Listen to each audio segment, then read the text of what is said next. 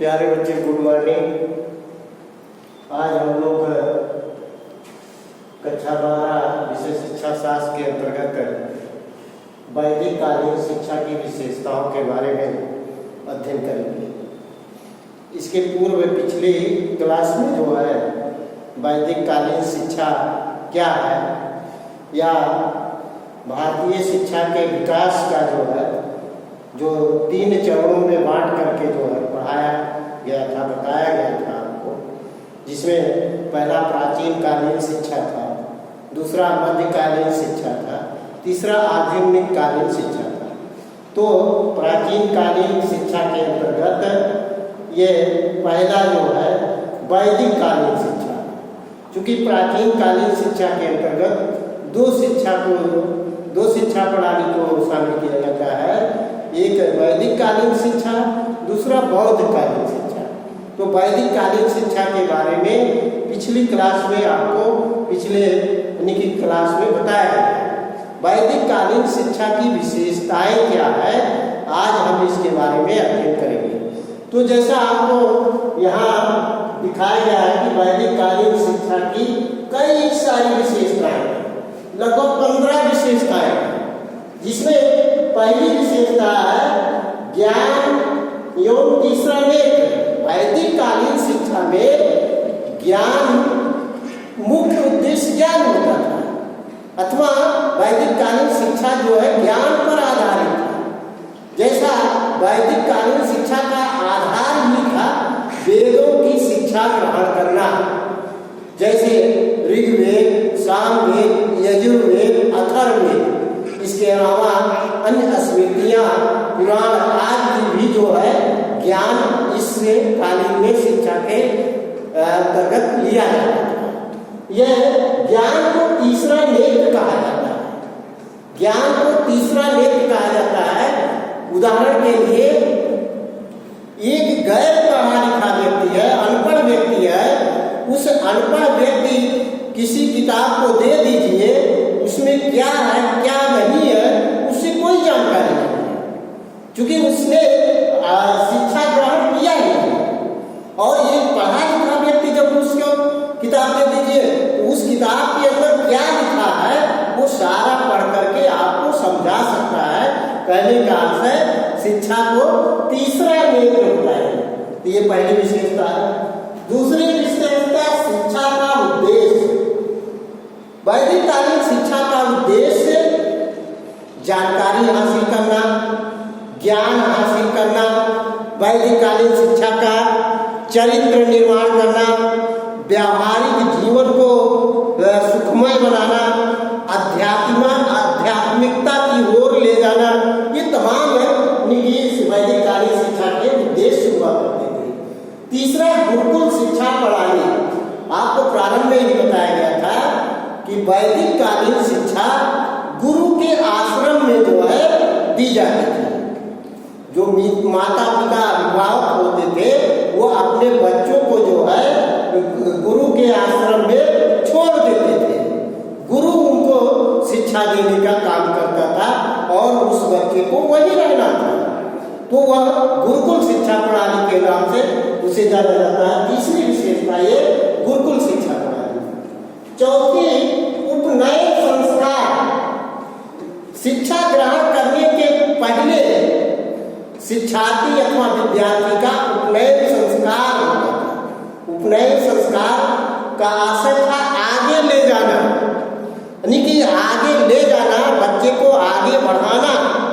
तो ये उपनयन संस्कार जो ये अलग अलग है, क्योंकि वैदिक कालीन व्यवस्था में समाज वर्ण व्यवस्था पर आधारित था, अथवा समाज 4 वर्णों में बटा हुआ था। एक ब्राह्मण, दूसरा क्षत्रिय, तीसरा वैश्य, चौथा शूद्र। तो वैदिक कालीन शिक्षा में जो है उपनयन संस्कार ब्राह्मण का 8 वर्ष पर होता था और दूसरा क्षत्रिय का जो है 11 वर्ष पर होता था और वैश्य का 12 वर्ष पर होता था। एक चौथा वर्ण जो शूद्र था उसका उपनयन संस्कार नहीं होता था। ये उपनयन संस्कार एक तरह से विद्या अथवा शिक्षा ग्रहण करने का, प्रवेश करने का एक संस्कार होता था। पांचवा ब्रह्मचर्य। वैदिक कालीन में जो व्यवस्था थी वो 4 वर्णों 4 आश्रमों पर आधारित थी। ब्रह्मचर्य पहला आश्रम था जिसमें यह माना जाता था कि 25 वर्ष के पूर्व की अवस्था को विद्यार्थी जो शिक्षा ग्रहण कर रहा है उसे ब्रह्मचर्य जीवन व्यतीत करना पड़ता था। ब्रह्मचर्य जीवन व्यतीत करने का मतलब वो अपनी इंद्रियों को किसी भी गलत दिशा में ना लेना अथवा चरित्र को अच्छा प्रस्तुत करना। ये वैदिक कालीन शिक्षा ब्रह्मचर्य पर आधारित थी। छठा विशेषता है गुरु सेवा। वैदिक कालीन शिक्षा का सबसे बड़ा विशेषता गुरु सेवा। गुरु सेवा यानी कि आप प्रार्थना में बराबर है गुरु ब्रह्मा गुरु विष्णु श्लोक पढ़ते हैं। यह यानी कि गुरु को जो है ब्रह्मा के समान में तुलना दी गई है, गुरु को विष्णु की तुलना दी गई है। तो गुरु सेवा अथवा गुरु का सम्मान किया जाता था। गुरु के सेवा में जैसे गुरु के नहाने के लिए पानी भरना, गुरु के लिए सुबह के समय का यज्ञ की व्यवस्था करना आदि सारे व्यवस्था करने का काम जो है ये बच्चों के द्वारा अथवा विद्यार्थियों के द्वारा गुरु की सेवा की जाती थी। ये छठी विशेषता। सातवीं विशेषता भिक्षावृत्ति। विद्यार्थी जीवन में जैसे 24 वर्ष तक जो है जब गुरु के आश्रम में शिक्षार्थी विद्यार्थी शिक्षा ग्रहण करता था उसका एक कार्य भिक्षावृत्ति भी था।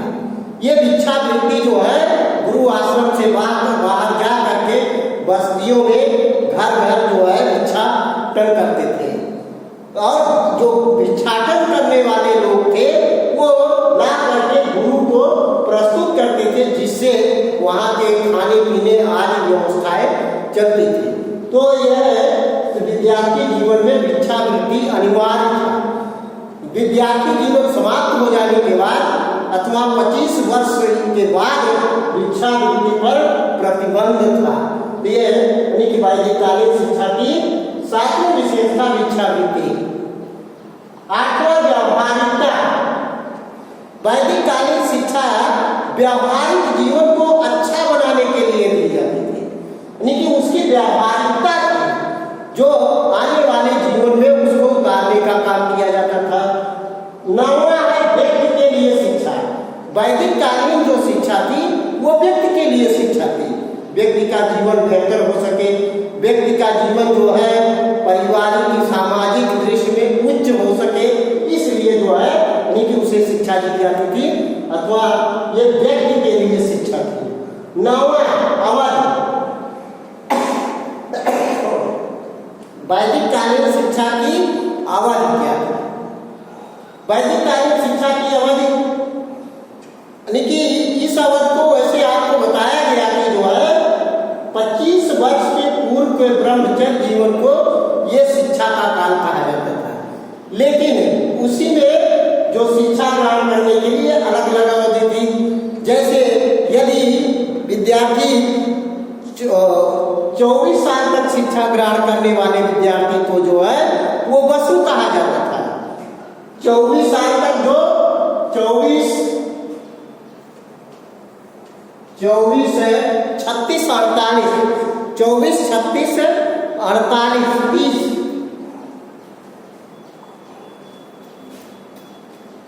36 48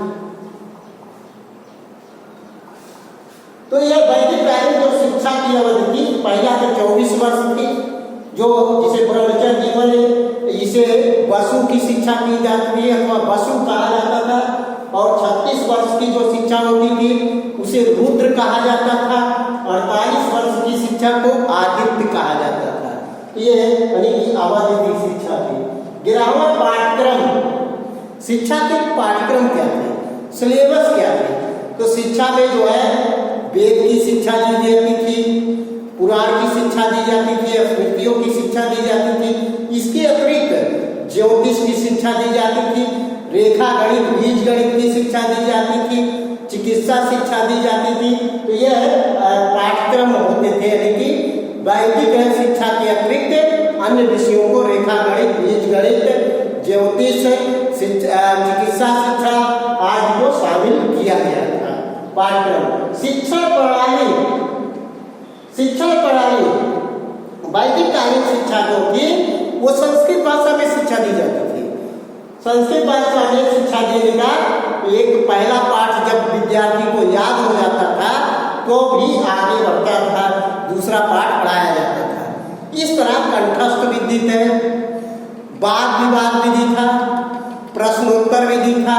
लेकिन बच्चों में वाद विवाद होता था, किसी विषय को लेकर के वाद विवाद किया जाता था, तो वाद विवाद शिक्षा प्रणाली, स्मृति अथवा कंठस्थ करने की शिक्षा प्रणाली, प्रश्नोत्तर शिक्षा प्रणाली, संस्कृत भाषा में शिक्षा प्रणाली, ये इनकी विशेषताएं थी।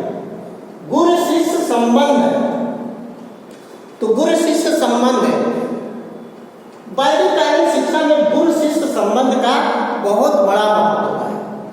गुरु और शिष्य का संबंध, यानी कि कबीरदास कहा करते हैं, गुरु गोविंद दो खड़े काके लागो पाए, बलिहारी गुरु आपने गोविंद दिया होता है।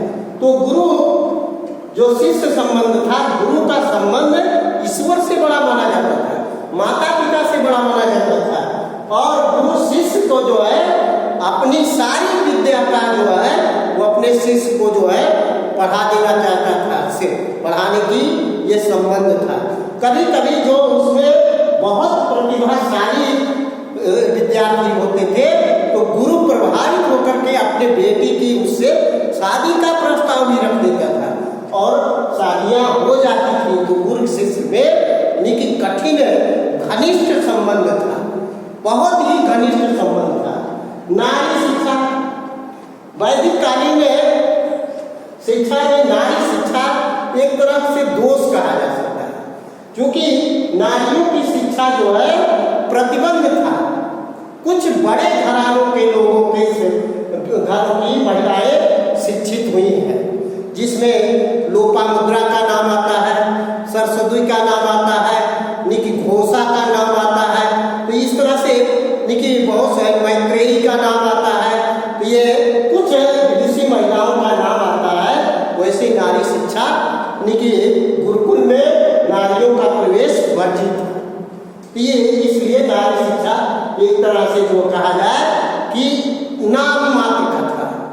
तो ये अगला है औद्योगिक शिक्षा, 15वां औद्योगिक शिक्षा, यानी कि व्यवसायिक शिक्षा।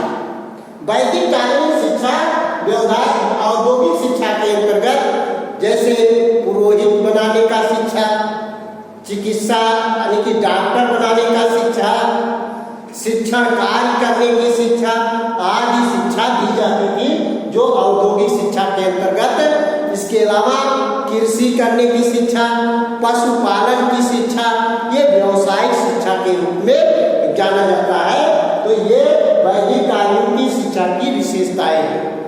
ये आज प्यारे बच्चों बस यहीं तक आपको बताया गया वैदिक कालीन शिक्षा की विशेषताएं। इस वीडियो को अधिक से अधिक